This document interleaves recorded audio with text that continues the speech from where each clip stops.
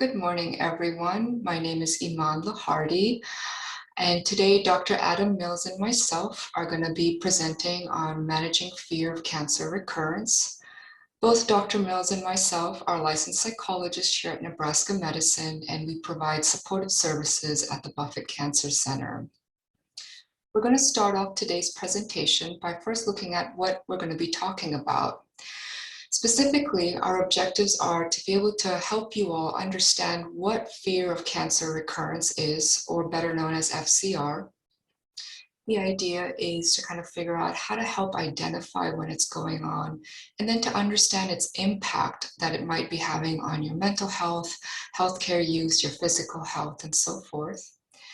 Our hope is to be able to help you identify some adaptive and helping coping strategies to be able to manage FCR, as it can be quite debilitating.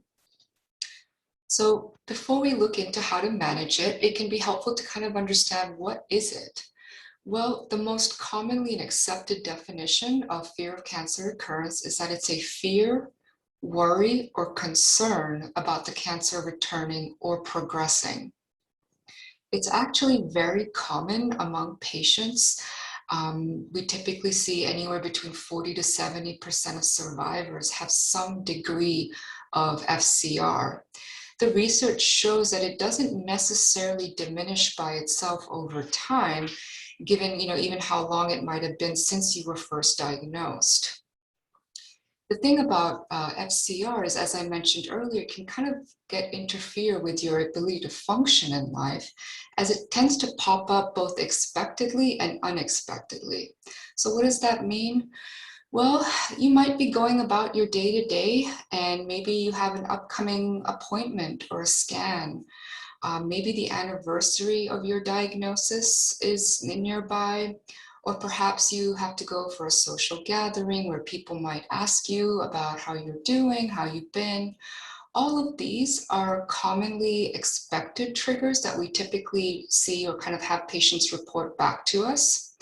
The research shows that there's also unexpected triggers. So these are things that maybe you weren't thinking about that can suddenly trigger that fear of cancer recurrence.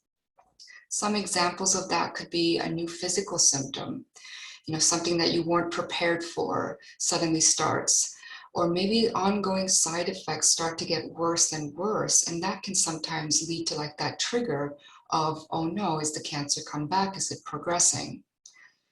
Unfortunately, there's also a lot of reminders. So if you watch TV, movies, sometimes the characters in those shows or those movies could have a cancer diagnosis. Commercials, billboards, a lot of different types of advertising on social media and places like that could potentially also unexpectedly trigger that fear. Also, hearing about someone's diagnosis may kind of trigger those fears within yourself. You might start thinking back about your own journey, how you went through chemo, how you found out about your diagnosis, how you went through surgery. And sometimes that can start triggering up that fear of, what if I have to go through this all over again? It can be helpful to identify your triggers, partly because then you can at least prepare in some situations. So for example, if you've got upcoming appointments, you can kind of prepare for that. And Dr. Mills will go into more detail as to how to do that. So if you're not sure what your triggers are, that's okay. Maybe the next time you start feeling that fear of cancer recurrence, maybe take a moment to notice kind of what's going on around you. Are there some stressors, maybe some physical symptoms that are starting?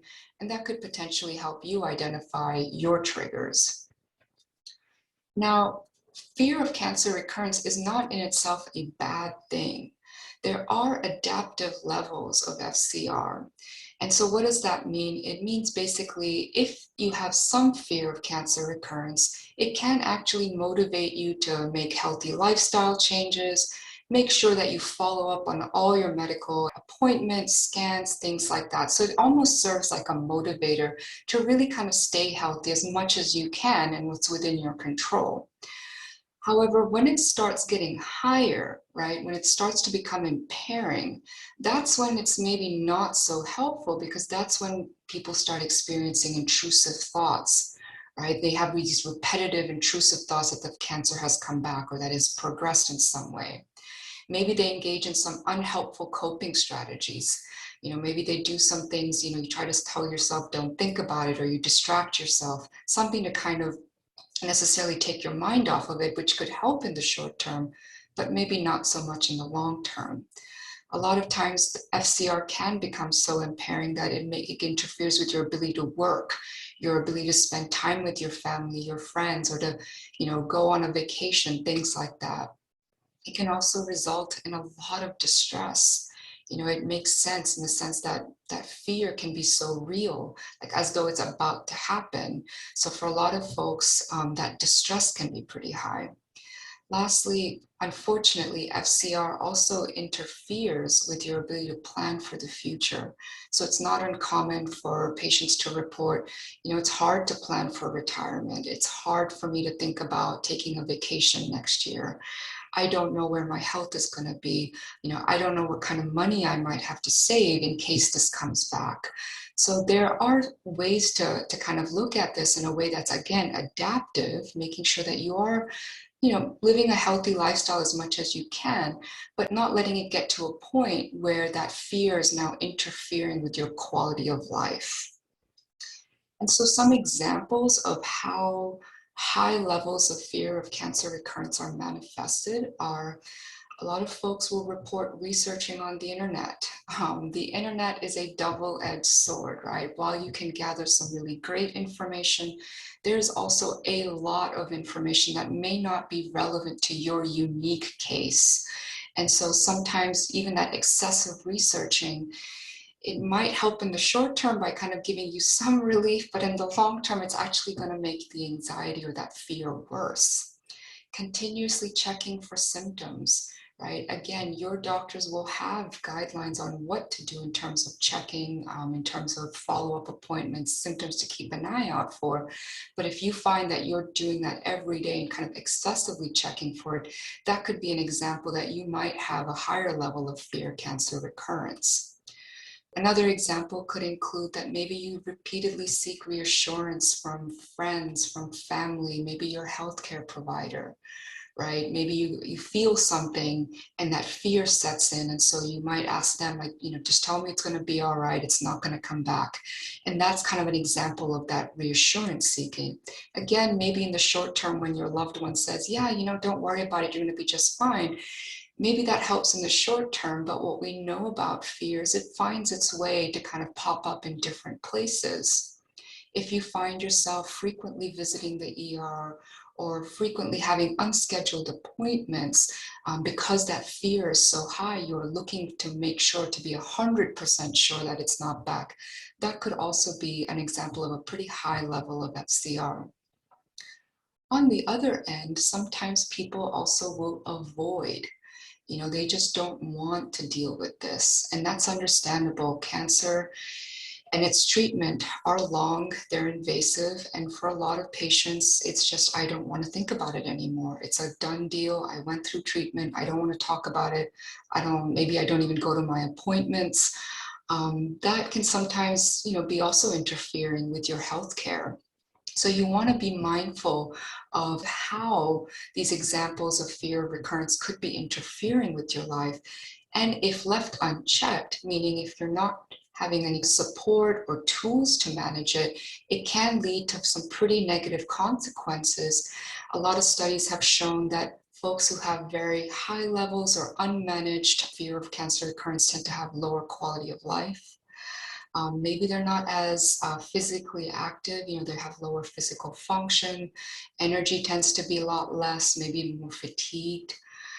And if you think about it, if that fear of cancer recurrence is constantly playing in the back of your mind, it's constantly there, it's going to add to your stress as well. So it's going to make everything else in your life, your work, your family, your social life, all of that's going to start getting even more stressful because you've got this sort of shadow following you that's, trying to take over.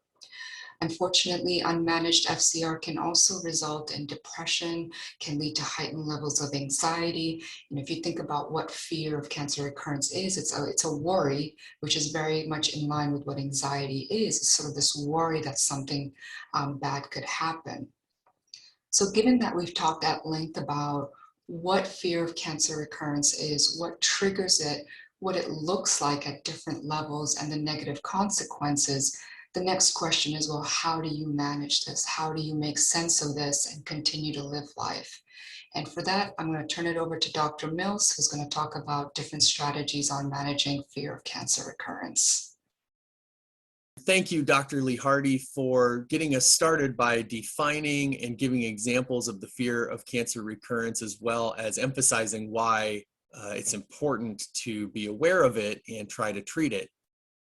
It's good to be proactive when it comes to managing these symptoms because, as we discussed earlier, you don't always know when they might be triggered. Now, you do know in some cases, but if you are practicing these skills every single day, it will help you for both the planned and the unplanned, or the short-term and long-term triggers.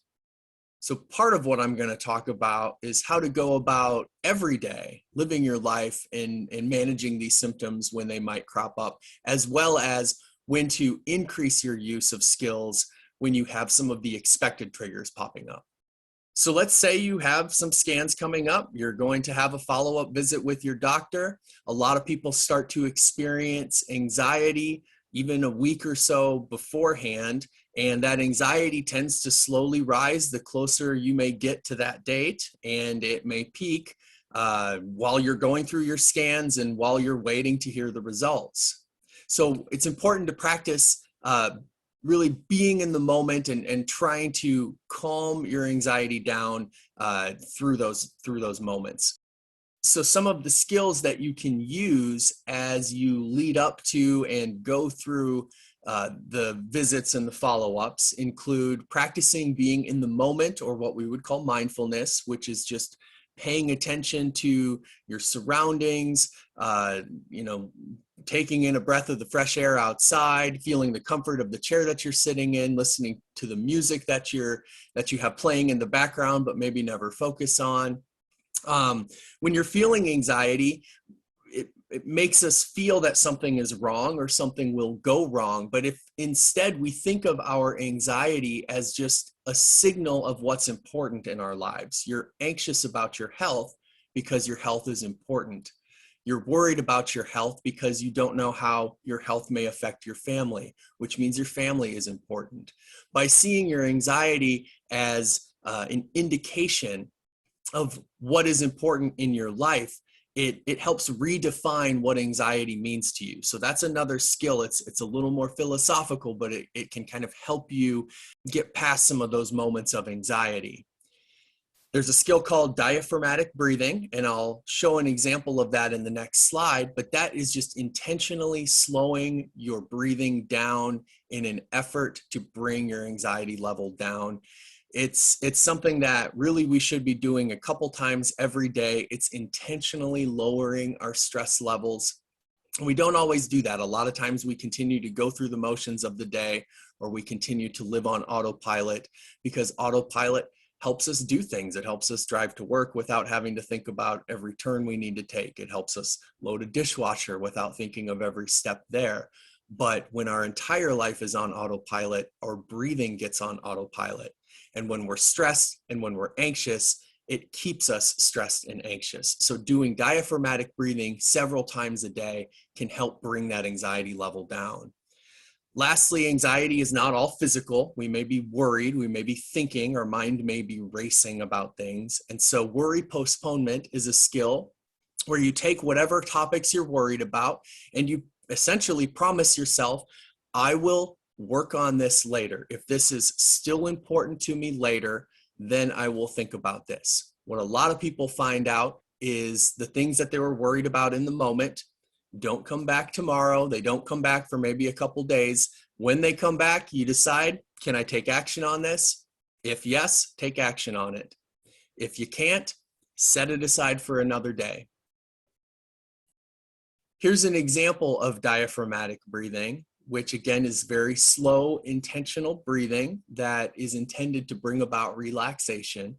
So as you see in the picture here, diaphragmatic breathing involves breathing in as slowly as you can, holding the breath for just a moment, and then slowly breathing out. You want the breaths both in and out to be longer than your usual breath. You want to feel it in your stomach, which is closer to where your diaphragm is. If you're breathing in an anxious style, it's going to be more in your shoulders. But if you're doing diaphragmatic breathing, you should be able to put your hand on your stomach and feel that hand move when you're doing this deep breathing. When you do the breathing, make sure you do it in a way that's comfortable. If you can't quite breathe in for 4 or 5 seconds and instead it takes you 2 to 3 before you find yourself straining, then do 2 to 3. Do what's comfortable. The purpose of this is to be relaxing and to just slow things down from your usual. When you're doing this, focus on the air going in and focus on the air going out, and put your attention on the breathing, and you will start to feel sensations of relaxation when you do this. So the breathing exercises, the worry postponement, practicing being in the moment, those are all things that when you have an unexpected trigger can help you react in those moments. However, these things work best when we practice these things regularly, and therefore ultimately managing the fear of recurrence is focused on the long term. When you're diagnosed with cancer, your health shoots to the top of your priority list. During the time that you are going through treatment, managing symptoms, getting to your appointments, your healthcare has to be your number one priority. Eventually, you restore the balance of the other priorities in your life as well, but health will always be there. So our long-term goal of managing the fear of recurrence is getting you back into your life, but also making sure you stay healthy.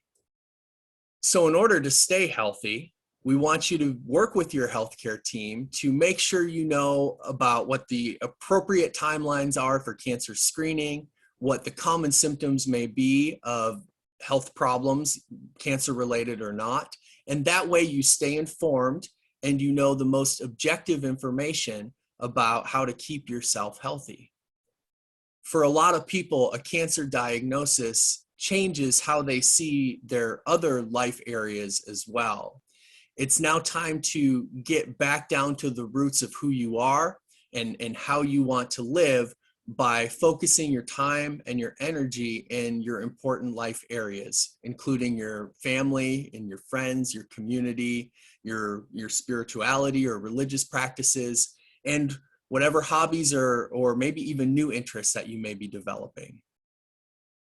We feel best in our lives, we feel fulfilled in our lives when the time that we spend and the actions that we take match the important areas of our lives. That's one really difficult thing about a cancer diagnosis is you, by nature of becoming a medical patient, you lose time in other areas of your life. You may had to step back from work temporarily. You may be spending less time with friends or family due to fatigue or to keep yourself safe.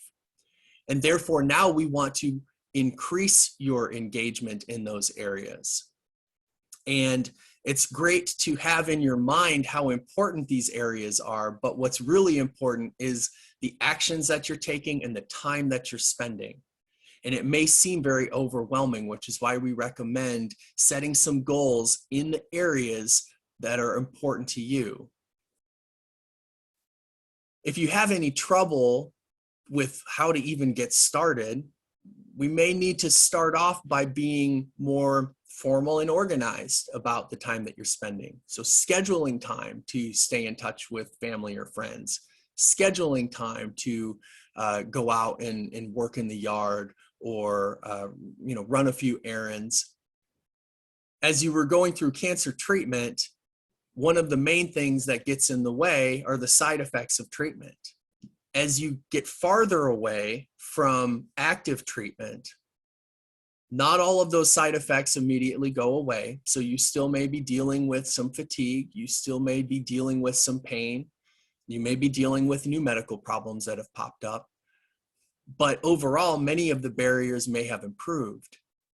So it's also important to increase your focus on managing other things that can get in the way, other daily life stressors. You can manage these not just with the skills we talked about earlier, but by maintaining a good diet, by exercising occasionally, which has been found to help with physical and mental health, as well as memory and attention, by getting as good of sleep as possible, and by interacting with your support networks. Doing these things can be more challenging than just putting them up on a bullet point list, and we completely understand that, and that's why we are here. We'll talk in a little bit about what steps you can take if you feel that you want to increase your time in some of these areas, or if you want to see improvements in your fear of cancer recurrence, but you're struggling to make those improvements. So to wrap up the topics we covered today, the fear of cancer recurrence is a normal response.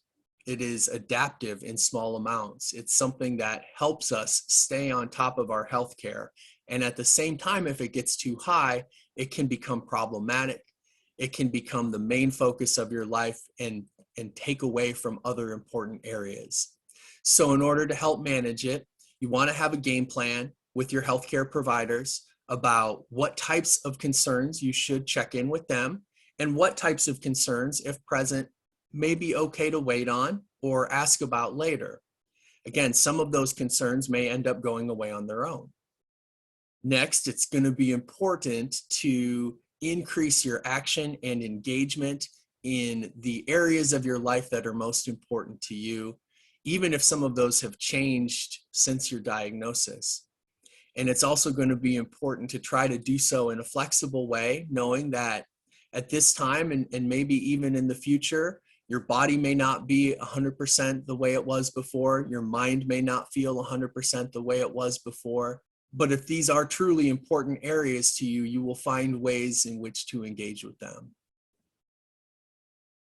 And lastly, we talked about how to manage distress in the moment, but also the importance of managing stress every day. If you find that you are struggling with the fear of cancer recurrence, with feeling stuck, with having difficulty with motivation, having difficulty with sleep, if you feel that you just can't meet some of these goals because distress is getting in the way, we would love to meet with you. We would love to talk to you about these skills more in depth and figure out a treatment plan that will work specifically for you and that will match your values and that will address your specific barriers. So you can get in touch with us by talking to your doctor or your case manager, talking to the providers and the survivorship clinic, or by calling the Buffett Cancer Center at the number below. Briefly, I wanted to emphasize that everything we are talking about is evidence-based. This is just a small sample of the research evidence we use to support our recommendations, to educate you on what we know about the fear of cancer recurrence. If you ever have any questions about this information, please contact us directly and we can help to try to answer them. Now at this point, I believe our recording is going to end and we will be on for a live Q&A session. So thank you so much for listening and we wish you the best with this process. And if there's anything that we can assist with, please let us know. Thank you.